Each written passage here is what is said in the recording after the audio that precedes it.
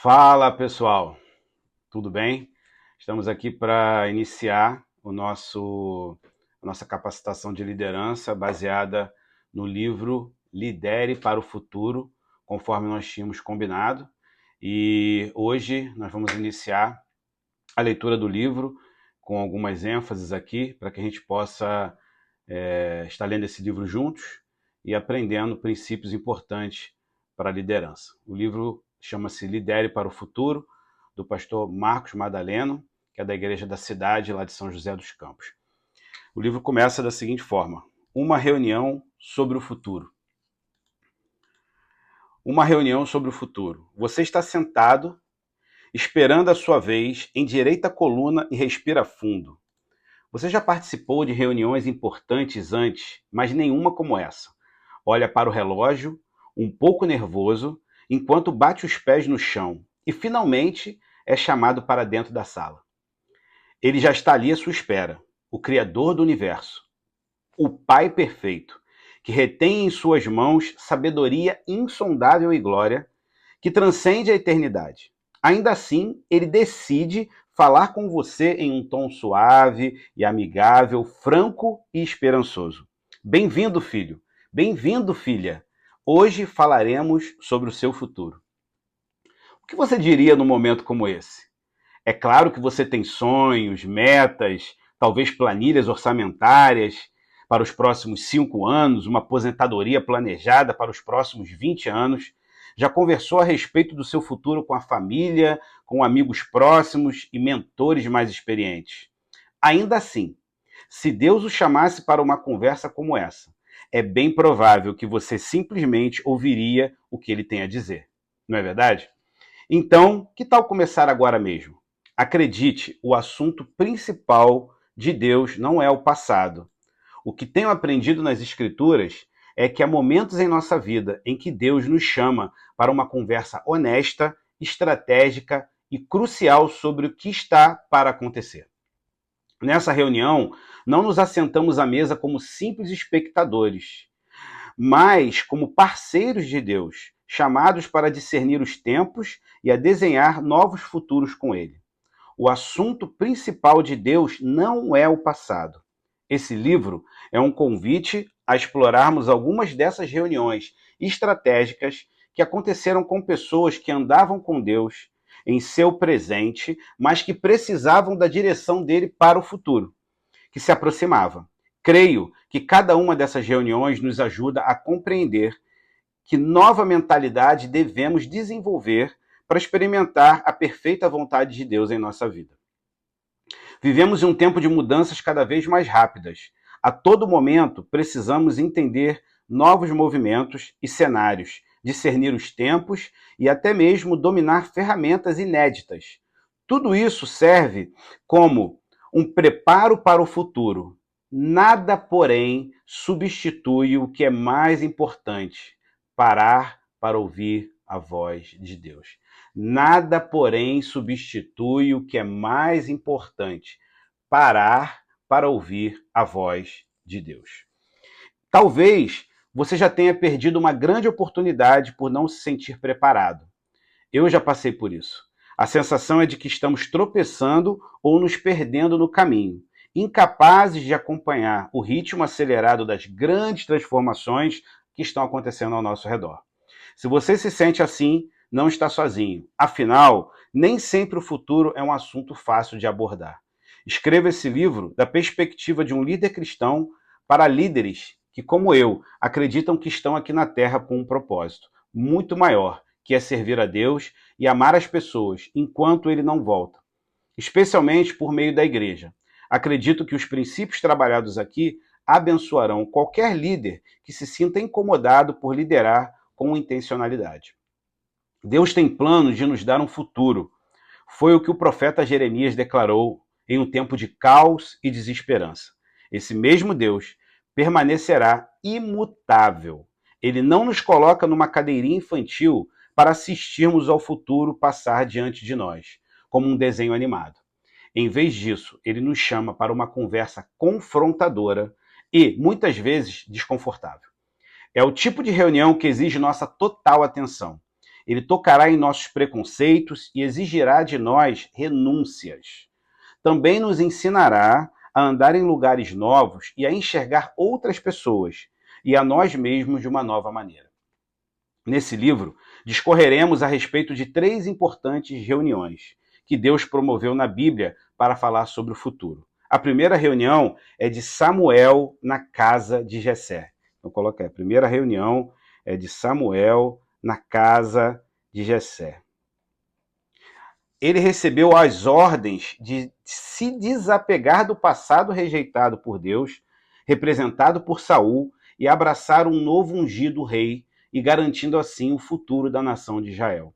A segunda reunião que acontece é entre Deus e Josué. Então coloca aí, a segunda reunião entre Deus e Josué. Posteriormente, entre Josué e o povo na conquista de Canaã. A transição seria tão profunda que exigiria espaços de aprendizado e novos níveis de dependência de Deus. Josué recebeu a missão de conduzir toda a nação a entrar em uma nova terra que estava diante dela. Ele influenciou pessoas em direção ao futuro, colocando em prática as estratégias e práticas que lhe foram dadas por Deus. Por fim, iremos analisar o terceiro momento, que terá como foco os últimos encontros de Jesus com os discípulos. Ele preparou para viver algo totalmente novo, momentos repletos de grandeza, milagres, derramar do Espírito e, ao mesmo tempo, oposição, perseguição e desafios de todos os tipos. Então, a terceira reunião é entre Jesus e os seus discípulos. Esses momentos bíblicos são chaves para qualquer líder em qualquer tempo e trazem ensinamentos valiosos sobre o futuro e como nos devemos preparar para ele. A proposta é aprender a ouvir a Deus, influenciar pessoas e construir um amanhã de Deus. Vamos repetir isso? A proposta é aprender a ouvir a Deus, influenciar pessoas e construir um amanhã com ele. Deus está desconstruindo o que não serve para o futuro que ele tem preparado para você. O meu desejo e oração é que essa leitura sirva de lupa e amplie o seu olhar para o tempo que está por vir. Possivelmente você se sentirá certo desconforto em alguns momentos, mas aprendi que esse incômodo é um sinal que Deus está desconstruindo o que não serve para o futuro que ele tem preparado para você. Ao mesmo tempo, eu o convido a se apaixonar pelo que Deus lhe mostrará ao longo da caminhada. O processo de vivenciar e refletir sobre coisas novas pode ser desgastante, mas também empolgante e, no final, extremamente recompensador. Deus tem um plano para o futuro que não envolve apenas você, mas também seus filhos, seus liderados e a próxima geração. Há um chamado para aqueles que exercerão um papel crucial no desenrolar dos próximos acontecimentos. A escolha de aceitar ou não é totalmente sua. Jeremias 29, 11, a leitura do final. Amém? Então, vamos agora para o primeiro capítulo. E o primeiro capítulo do livro se chama Precisamos Falar sobre o Futuro. Capítulo 1. Precisamos falar sobre o futuro. Visitar lugares que um dia foram centro de transformação, avivamento e inovação pode nos despertar sentimentos ambíguos.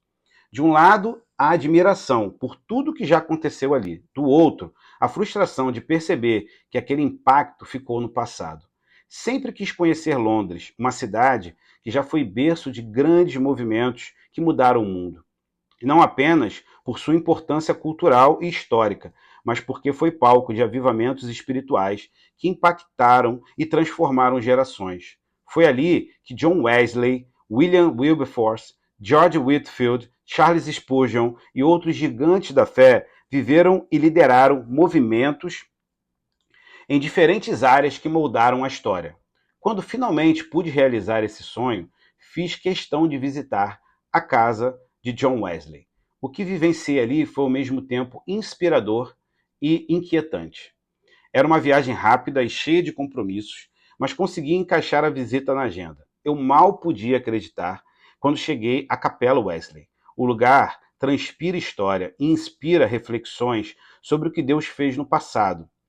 Os clubes de santidade, a antiga capela, o quartinho de oração da casa de Wesley, onde ele diariamente falava com Deus antes do amanhecer.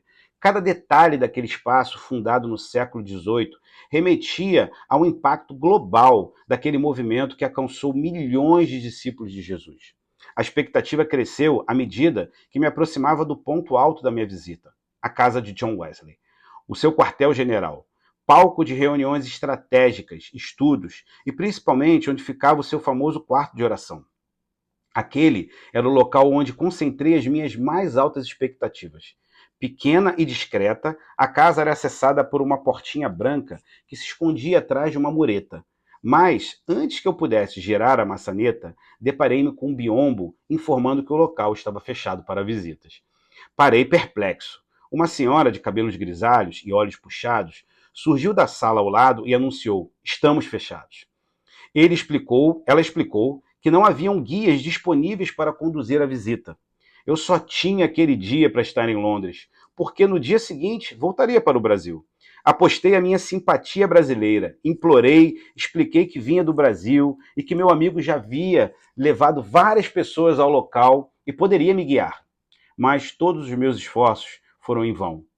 A simpática senhora coreana, com a voz cansada, disse que simplesmente não havia voluntários suficientes. Antes de eu ir embora, ela pediu que eu orasse para que o local recebesse mais voluntários e doações, pois, sem esses recursos, o Museu da História do Metodismo e de John Wesley poderia fechar definitivamente.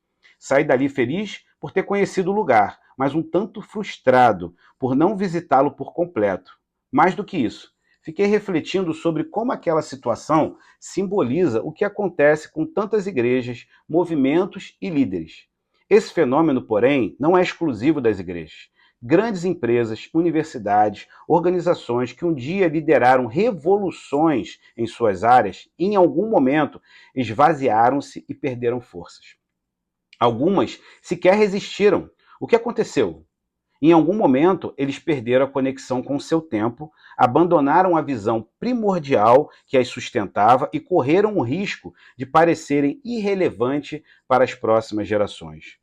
Movimentos cheios de pioneirismo e visão podem se tornar um museu repleto de histórias extraordinárias que ficaram no passado. Já que não poderíamos visitar a casa, fomos para o fundo da propriedade onde fica o túmulo de Wesley.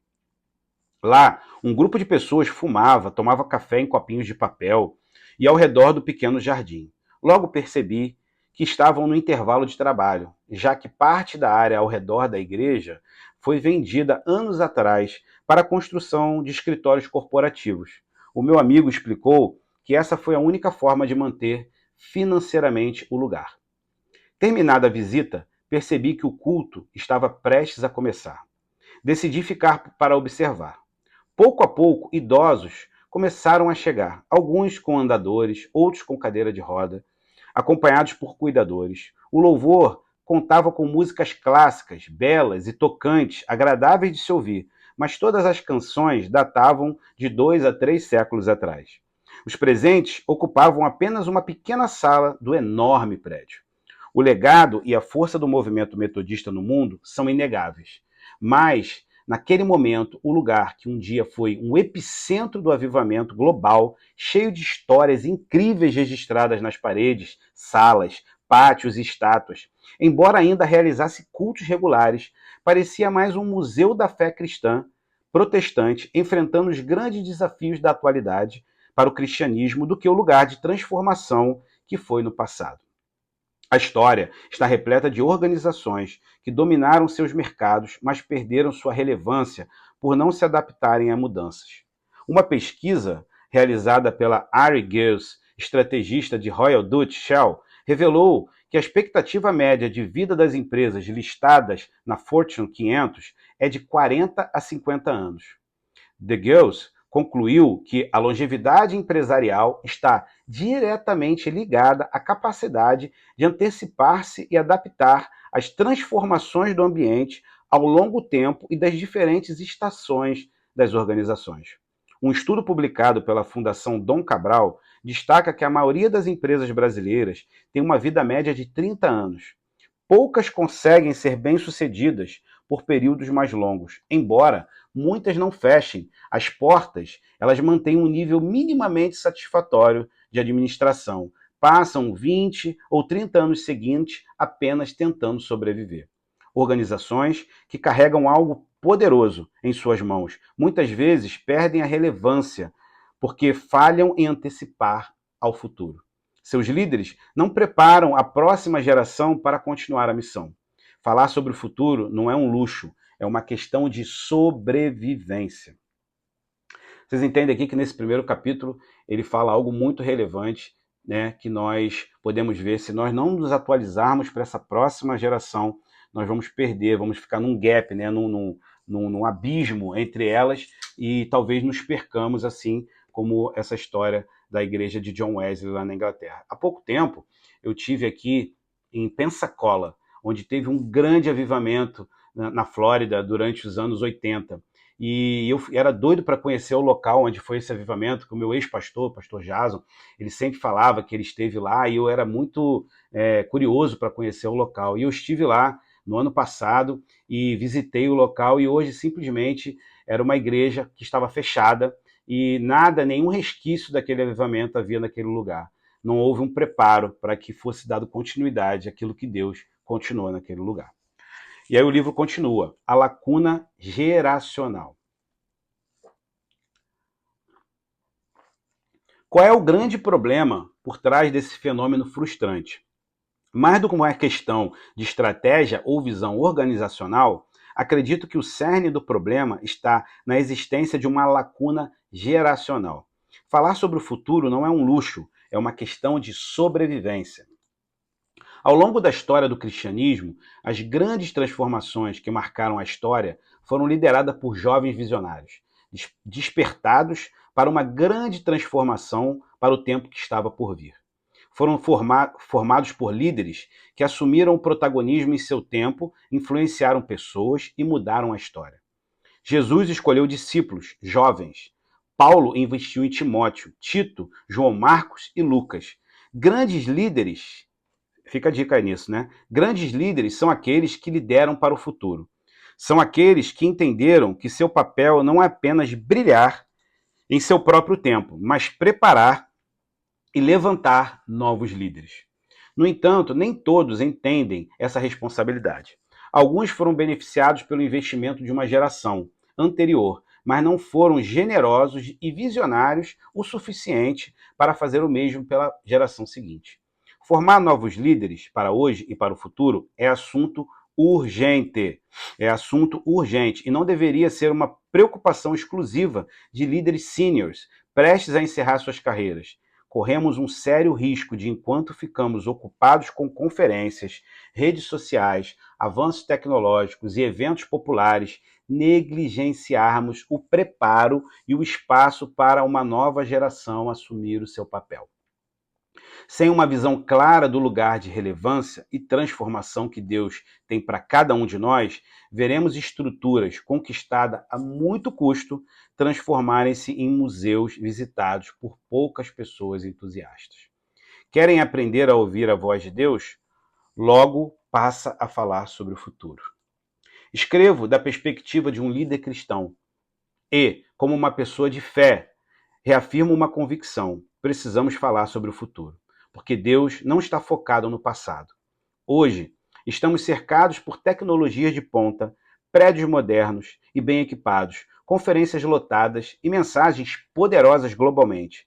Mas se não tivermos uma visão clara para o futuro, nossa fé pode se tornar apenas uma lembrança do que um dia foi relevante. Se ignorarmos a necessidade de levantar e discipular uma nova geração de líderes, o que, hoje, parece vibrante e inovador, pode se tornar apenas mais um museu da fé. Quem ouve a Deus, fala do futuro. Quando realmente ouvimos a Deus, o que Ele diz, não ouvimos apenas sobre nós mesmos ou sobre o que estamos vivendo agora. Em toda a Bíblia, vemos que quem aprende a ouvir a voz de Deus, logo passa a falar sobre o futuro. Podemos simplesmente especular sobre o futuro, mas minha proposta aqui é que façamos isso ouvindo o que Deus tem a dizer a respeito dele, porque quem fala do futuro depois de ouvi-lo? compreende melhor o propósito do que se faz. Ou seja, quem fala do futuro depois de ouvi-lo, compreende melhor o propósito do que se faz. Está menos preso aos problemas do passado. Aprende com acertos e erros das gerações anteriores para construir algo de valor. Desenvolve um senso de missão em relação a outras pessoas. Supera a frustração quando um liderado não corresponde às suas expectativas. Gasta menos tempo e energia com o que não é essencial. Lembro sempre de uma frase que gosto de repetir. Fazer a coisa principal é fazer da coisa principal a coisa principal. Age com mais intencionalidade, otimizando seu tempo e esforço. Direciona foco e atenção ao que realmente importa. Abraça a atenção intergeracional e fortalece a conexão com a nova geração. É mais motivado a lutar e trabalhar onde está. Renova sua forma de pensar e agir. E permanece firme e motivado, apesar dos desafios diários. Se o assunto principal for o que aconteceu, talvez seja a hora de rever o seu foco. Se suas palavras não são excessivamente negativas ao avaliar o presente, talvez precise silenciar-se para ouvir algo novo da parte de Deus. Mesmo em tempos de crise e dor, Deus tem algo a dizer sobre o futuro. Basta aquietarmos o coração para ouvi-lo com atenção e ele nos mostrará que a vida está vindo ao nosso encontro. Vida a caminho. Lembro-me perfeitamente do dia em que cheguei à minha casa, em que cheguei à minha mesa de trabalho. Nada indicava que algo especial poderia acontecer. Achei que seria apenas mais um dia na minha rotina como pastor de jovens. Suas palavras são excessivamente negativas ao avaliar o presente. Talvez precise silenciar-se para ouvir algo novo de Deus, da parte de Deus. A minha pequena mesa ficava em um galpão adaptado para ser escritório. A igreja vivia um crescimento extraordinário e o trabalho era intenso para todos. Eu estava recém-casado, dirigia um carro simples e morava em um pequeno apartamento alugado no centro da cidade. Tinha muitos planos, muita fé e bem menos maturidade do que tenho hoje. E foi nesse contexto que, ao chegar próximo da minha mesa, com todo o meu despreparo, encontrei uma pequena caixinha de presente com o meu nome escrito um bilhete preso a ela. Abri a caixinha e notei com estranheza o objeto dentro dela. Era um brinquedinho colorido. Pensei que pudesse ser um presente para o filho de um amigo, deixado na mesa errada. Mas então abri o bilhete e li a frase escrita com a letra da minha esposa. Papai, estou chegando para brincar com você. O tempo parou naquele momento. Ainda não tínhamos nem um ano de casados e nosso plano era esperar um pouco mais para termos filhos. Tudo parecia rápido demais, mas em segundos, o susto inicial deu lugar a uma alegria indescritível que me tomou por completo. Decidimos que compartilharíamos a notícia de forma especial. No aniversário da minha esposa, poucos dias depois, colocamos um sapatinho de bebê em cima do bolo, próximo às velhinhas.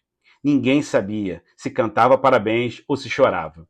Foi um misto de lágrimas, risos e uma explosão de alegria entre os futuros avós, tios, todos celebrando o bebê que logo chegaria. Não é necessário mencionar que, com a notícia dessa gravidez, nossos dias ficaram carregados de um novo significado. Nossa rotina mudou completamente. Precisávamos estar prontos para receber essa nova vida da melhor forma. Passamos por todo o preparo médico, consultas, diversos exames. Nossa alimentação mudou. Agora, não podíamos mais ter uma geladeira cheia de besteiras e guloseimas. Passamos a ler livros sobre criação de filhos e aquele do tipo Como Dormir durante o primeiro ano da vida do seu filho. Preparamos a casa, o quarto, compramos carrinho de bebê, ganhamos presentes e nos assustamos com o preço das fraldas. Fomos surpreendidos de diversas maneiras. A sensação era de urgência constante. Não poderíamos correr o risco de que o bebê chegasse e estivéssemos despreparados. Na verdade, nos sentíamos e éramos incapacitados para muitas coisas. Mas, com esforço, aceleramos nosso aprendizado, redefinimos prioridades e fizemos o possível para garantir que, quando o Levi chegasse, encontrasse tudo prontinho para ele. No período entre o dia em que abri aquela caixinha e o dia em que saí às pressas com a Mari para o hospital, nossa conversa em casa era praticamente uma só: o futuro. Precisamos falar de futuro, porque a vida há caminho e ela vai mudar tudo, assim como a chegada de cada um de nossos filhos trouxe grandes mudanças e exigiu muitos preparativos. Assim acontece quando Deus nos chama para algo maior. Há momentos em que a vida nos sacode e transforma tudo ao nosso redor. Mas se você não estiver disposto a mudar por dentro, poderá perder parte do que essa nova fase tem para oferecer. Gerar vida significa mudar o foco, preparar-se para receber uma nova pessoa e investir pesado na formação da próxima geração. O sucesso de uma família é o sucesso de uma nova geração. Se não há uma geração saudável e forte sendo preparada, definitivamente não há uma família bem-sucedida. Isso vale para a sua equipe e para a sua organização. O que é uma bênção de Deus pode se tornar um problema se não houver preparo adequado de quem recebe. Muitas igrejas e organizações foram conduzidas por Deus rumo ao futuro. Tiveram tempo para se reinventar, pessoas em quem investir, mas ficaram presas a tradições antigas e a uma mentalidade ultrapassada. A urgência é real. Quem escolhe a vida precisa estar pronto, pois a gestação não vai esperar por você. Prepare-se para o futuro. Forme uma nova geração de líderes extraordinários que compreendam o seu propósito, vivam seu chamado com excelência, honram o legado que receberam e construam um futuro com responsabilidade e grandeza em sua caminhada com Deus.